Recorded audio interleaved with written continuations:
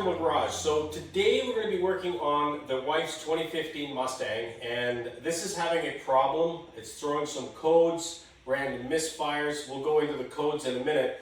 But what I think it is a fairly common problem on the 2015 to 17 Mustangs is the IMRC valves fail. Now, the IMRC valve is the intake manifold runner control. And it's some butterfly valves that are internal to the intake manifold that change the runner lengths depending on what RPM you're running at or throttle position. I think they all play a role to give you the most power.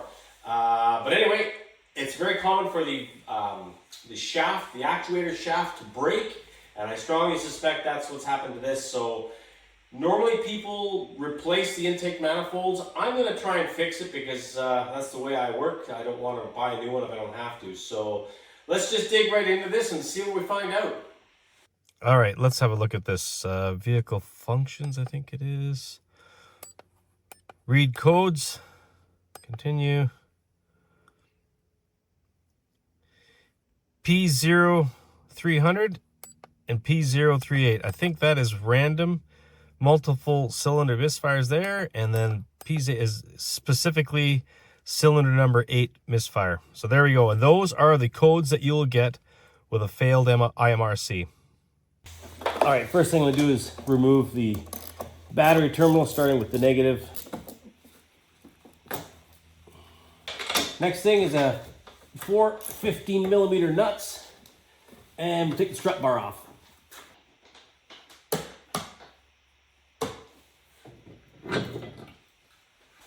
With that off, we can remove the decorative plenum cover here. Just pull up. Next thing I'm going to do is remove the intake intake plenum. Of course, I've got an aftermarket pipe here, and all the related intake pipes. Get them off. The 2 coolant lines, those will stay on. They get pushed off to the side, and then we can look at the fuel rail.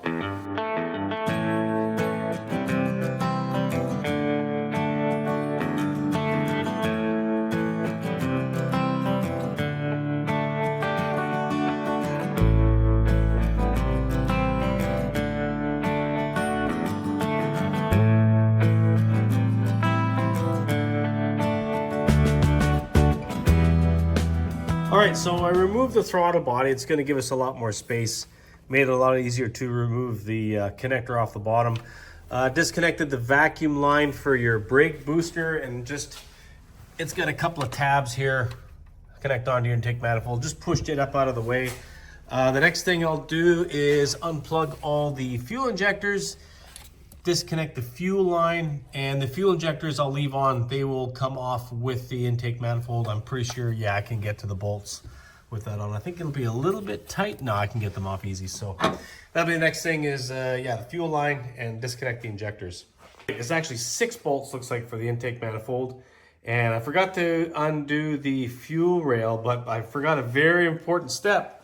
Before you remove that fuel relay, or sorry, that fuel connector, you need to remove this 30 amp fuse in the fuse box inside the engine compartment. That is for your fuel pump relay, so that the fuel pump won't come on.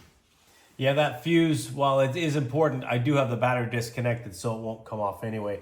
But to get the fuel rail apart, it's pretty easy. What I do is just lay a rag down here, and there's just a couple little plastic tabs you push in and up, which will release this clip, and then the fuel rail should slide apart. So you just wrap a rag around here so that it doesn't spray everywhere.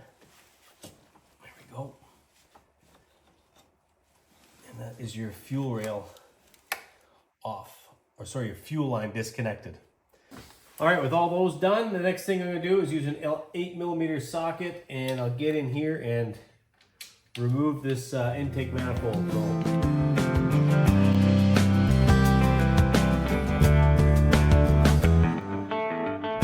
All right, so that intake manifold didn't want to come off, so I thought, you know what?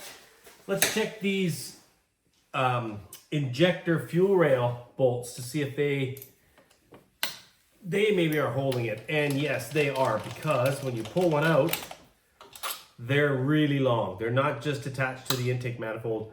they go through into the head. So there's 6 bolts that you can see that hold it on, and then there's 4 more of these fuel rail bolts to hold the intake manifold. So that should do it with these 2 removed. I'm not going to pull the fuel rail though. I'll leave them on. I don't want to pull the fuel injectors off and damage the O-ring. All right, let's see if this, turn the light on here. Let's see if this comes up now. Call me a liar. Ah, there we go. Now what I want to do is just get this up and forward so that I can disconnect some of the connectors in the back there. All right, let's pause this and see if I can get this done. We had a bit of a rat problem, and while I didn't chew the wires, the rat did make a bit of a mess in here. And there is some crap up here that I don't want to go down the intake port, so I'm going to get a vacuum and just go ahead and suck up all the crap here around the intake ports. I don't want to get anything down there. I may actually just go ahead and throw some tape on there, but I think just vacuuming it for now should be good. All right, the problem I'm having is right there, that connector, which is at the back of the manifold. They've taped around it, and you cannot depress the little tab to disconnect it because the tape is holding it. So there's one on the other side as well. You got to cut that tape with a razor blade, peel that tape off, and then you can depress the little connector to remove it. All right, I think I got one more connector left, and this can come out. After I get this out, I'm definitely going to show what you need to do to get this out. Oh, I see what it is. Let's get that off the back. There. Ouch. There we go. And there's another connector right there. All right, let's go. Okay, so to try to explain, these 2 connectors on the top of the intake manifold at the back, they're pretty easy. These 2 here, that one and this one, are not easy. They actually have, it wasn't the, well, it might have been the tape, but they actually have a red tab. This one I managed to somehow pop out. I think it'll just pop back in. You got to pop that little tab as a safety tab or whatever, and then you can depress this to get it off. But the other thing that's tricky is that little wire loom sort of pushed in, or whatever you want to call that, holds the wire loom in place, and another one there. Those you got to pry off, and then the intake manifold will come off. So I got a little bit more rat poop there. I'm going to clean the tops of these really nice and then tape them, because this tape is really not hardly even sticking at all. So let's get this cleaned up, and then we're going to look at that intake manifold. All right, that's all cleaned up. I got some tape on there. I did actually have a little bit of crap went down the cylinders, down the intake port, I should say. So I took some compressed air along with a vacuum and blew it out, got it nice and clean, so that's good. So let's go clear off a space on the workbench and get this intake manifold on there, see if that linkage is broken. Okay, I got the intake manifold on the bench, and as I suspected. So if you look down the runner, kind of hard to see, there's an actuator right here that I'm going to push like that. And when you push that, you can see how these little flaps open and close. And those are your IMRCs, intake manifold runner control, the little valves that open and close to change. This side, when I operate over here, operate the little thing, nothing happens. They are actually, they were open before, now they've closed. So there you go. That is the problem. It is broken. So I'm going to pull this actuator off here and see if there's a way we can fix this. I haven't seen any videos where someone has repaired it. I'm going to do my damnedest to do so. So let's pull this end apart here and have a look. All right, I'm going to try and get an angle where you guys can see this. So looking at this, these are your two, they're vacuum actuated. So here's there's actually a hose runs through to the front of your intake manifold, connects to your intake at the front, and splits here into these two air solenoids, they're electronically controlled solenoids, which will direct vacuum to your two actuators to pull your valve. So this is the one that's faulty. So this is just a Torx, it's a T20. So let's pull this off.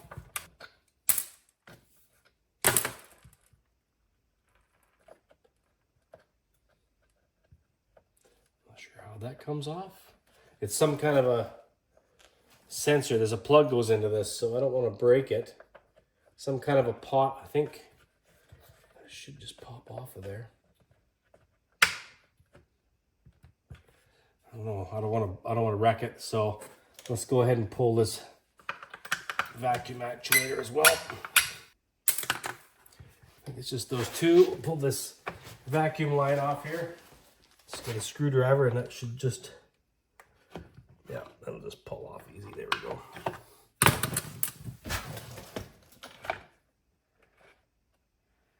And there you go. This piece here is connected to the shaft, or should be connected to the shaft, and it is not. It's broken. Let's get a light in here.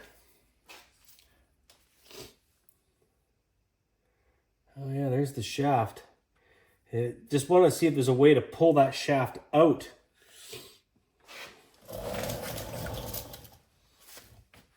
Looking at the other end, here, I'll get the camera.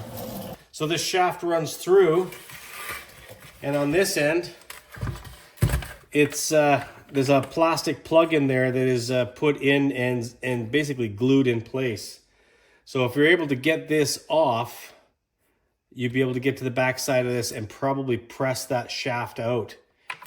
Of course, I got nothing to lose with this. This intake manifold is broken. Obviously, the injectors and everything will come off, but the intake manifold itself, at this point in time, is scrap. So for me to try to fix it, there's nothing to lose. So, but I do want to try to fix it. So yeah, let's see what we can do here. All right, just a little update for you. I got the shaft out, or this piece out. So this part, which is like a feedback to your actuator, if you push it in, you can feel, there we go. It has a 90-degree turn. It turns basically almost 90 degrees. So, and it's just pressed on. It's a square shaft, and it was just, I just kind of got a screwdriver and pried it off. So as to where this goes, I mean, you have to orientate this correctly when you put it back on. I'm not really too sure how that is. I'll deal with that later. And then for this part, what I did, because this actuator arm is plastic, I didn't want to break it. I just held it with a pair of pliers on here because it's a flat, and then got a screwdriver in behind here and just popped this socket out. I don't know why these are breaking. They don't seem to have a lot of tension, but I'll definitely put some lube on these because they're pretty dry for this. But anyway, so with those off, the next thing now is to try to see if I can somehow get that shaft out of here. So I'm going to look at this for a while, and then when I find something, I'll get back on the camera. Okay, so I felt the key to this problem is going to be getting this plastic cover piece that they put in here out. And what I did was, I wasn't too sure how it was put in there. I knew it was either glued or melted in.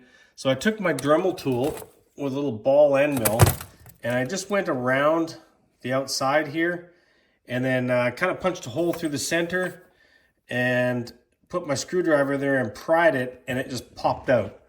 So if you look close, basically I haven't damaged anything inside that, but that is the end of the shaft. So now I'm pretty sure I can get a punch that through to the point where I can grab it from the other side and pull it through, and probably all these little baffles, little doors will fall out. But then when I get a new shaft the right size, I should be able to slide it back in through all the little butterflies there and back in here. And then it's just a matter of figuring out how to glue this back in. But let's see if we can get this shaft out. All right, I got a little punch here. This hose is going to be a bit of a pain in the way, but here, let's see if we can get this to move. Oh yeah, that moves like easily. Okay, that's about as far as I can go with that punch. Let's see if that shaft has come. Oh, and there it is, right there. So let's get a pair of vice grips. I My little slide hammer I've got is kind of a piece of crap, but I might use it. Now, I wonder if I should pull this just enough to get the first butterfly loose. How tight is that? Yeah, it's pretty tight.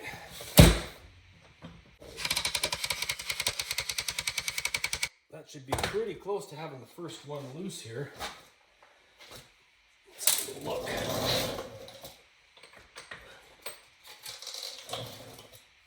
Yeah, the first one's out. And it's still in place, which is nice. So I think if they all stay in place, I can just slide a new one in here.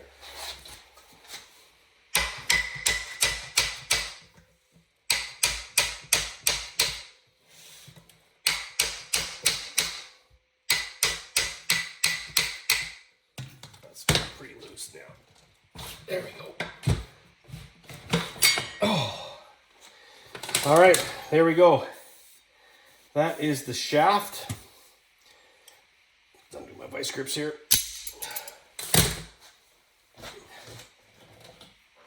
It's just a straight key shaft, slightly tapered on the one end where it goes through to that blind hole or to where the covered hole is.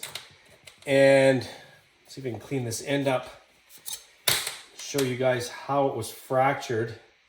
It's inside this tube here, so you can't see how it was there, but I'm gonna get the camera up close here. See if you can see it here. How that is fractured. So it's a matter, I don't know if this is welded on here. That's the next thing I'll do, is try to separate this from that. Let's measure this key stock.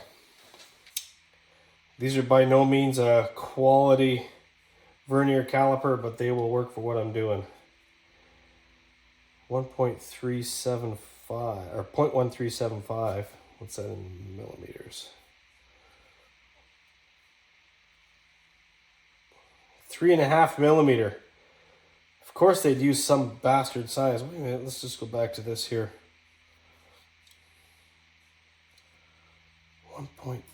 0.1375. Yeah, that's not a size that rings a bell to me. In fractions, this thing is telling me it's 9/64. Good luck finding a key that size. So that's going to be the hard part, is actually finding this size key stock. The closest thing really you're going to get is 3/16, would be 0.187, and then machine it down. I don't have a milling machine, so yeah. But anyway, that's the first thing is, yeah, let's see if we can find another shaft. And the next hardest part will be to reseal the plug in the back of the intake manifold. Obviously, it's got to be airtight because you don't want air leaking in there. But there you go. We'll see if we can get this thing fixed. All right, bit of an update. So I'm basically the way this goes together, this goes on here and it is swedged on. It basically is crimped on and peened over the top, which holds it in place. So I had to grind and pry this apart, and now it's a bit of a mess. But more importantly, the broken shaft which went through here, I could not for the life of me get that out. I don't know if it was welded or what. I ended up putting it in my lathe, chucking it up and punching a hole through it. But, oh, actually look at that. There's a piece of metal coming out right there. Right, there's a chunk of the shaft. But I cannot get that out. So I may have to broach a 3.5 millimeter hole. First thing I have to do, however, is find some 3.5 millimeter key stock. So I'm gonna go online right now. Who knows, maybe Amazon's got it, but I'll let you know what I find. Okay, so that's pretty much gonna do it for this video. This is gonna be a part 1 of 2-part series, because the first one, obviously we took this apart, and the next one will hopefully be putting that original intake manifold back into the car. But with that comes some challenges. One is finding a 3.5 millimeter key stock, square key stock, because I went online and I can find 3 and 4 millimeter. Nowhere can I find 3.5. So it's probably by design Ford did that so that no one can fix this. However, being a machinist and having access to some pretty cool tools, I can get a 3/16 set a key stock and either surface grind or machine it down to the right size. So key stock, I should be able to get that, no problem. The other big problem I'm going to have is orientating this correctly with this this shaft, because this has to be set the right way so that when this thing moves, the butterflies are in the right position. I may end up just drilling this hole out larger and just welding this in place. Just a couple spot welds to hold it. We'll see. But I'm pretty darn sure I'll be able to put this back in the car, repaired, and not have to buy another manifold, which as far as I have found, no one else has done that. I've heard of people JB welding it. I don't know if that's been successful. So yeah, thoughts and comments down below on that, because I'm really curious. One, have you, any of you fixed yours? What did you do? Or were you able to find 3.5mm key stock? Because I'd really like to know that. But yeah, I'm going, actually, it's going to be a while for the next video. I'm actually going to Barrett-Jackson down to Phoenix, Arizona here in 4 days. It is the first ever fall auction down there. They normally do it in January. They are having one in January in 2025, but this is the first ever fall one. So I'm going down there, stay with a buddy down there, and take in the sights at Barrett-Jackson. It's a lot of fun. As well, tomorrow, I'm actually going to a motorcycle hill climb event. If you've been following me on my videos, a year ago, I did another motorcycle hill climb as a spectator. I don't think I'd ever go on the back of a motorcycle or go on a motorcycle up these bloody hills, but I put out a video back a year ago, so I'm going to be doing it again. So hopefully you stick around and yeah, watch that video. It'll be coming out here pretty soon. I'm trying to get it before I go, get that sent out. But anyway, that's pretty much going to do it. So yeah, thoughts and comments down below. And yeah, thanks a lot for watching and have yourself a great day.